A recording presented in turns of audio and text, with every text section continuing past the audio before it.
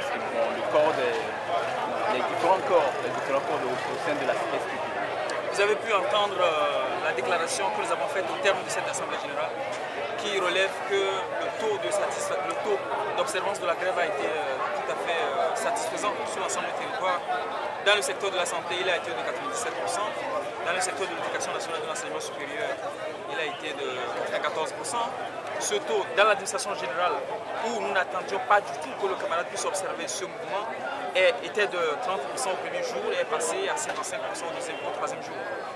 De façon globale, c'est une satisfaction et je pense que ce niveau de mobilisation montre bien que ce que la synergie demande n'est que l'émanation de nos camarades à la base.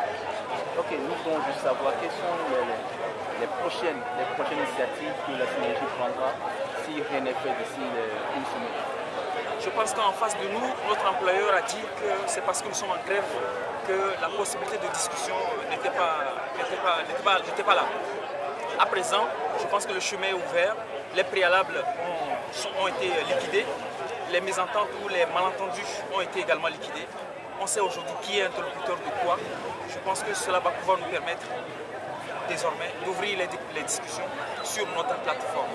Et ce n'est qu'après cela, que nos camarades pourront se prononcer sur la suite à donner à ce mouvement.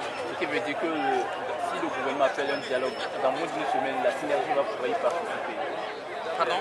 Si le gouvernement vous appelle au dialogue ici, d'ici une semaine, vous participerez. Nous sommes prêts à discuter à tout moment, nous l'avons dit tout à l'heure à l'Assemblée générale. Même le week-end, nous sommes prêts à sacrifier nos heures de repos pour discuter lorsqu'il s'agit des problèmes des travailleurs. Et nous pensons que cette porte ouverte que nous avons laissée, cette main tendue que nous avons laissée, va être saisie par nos autorités. Qu'est-ce que vous pensez des attitudes de vos confrères des centrales syndicales?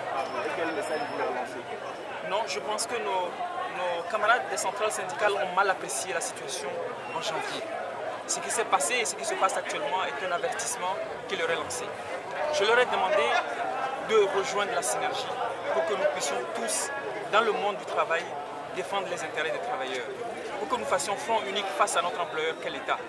Nous avons, nous, agents publics, l'obligation de servir l'État, mais nous avons aussi le droit de demander des conditions optimales dans l'exercice de nos fonctions.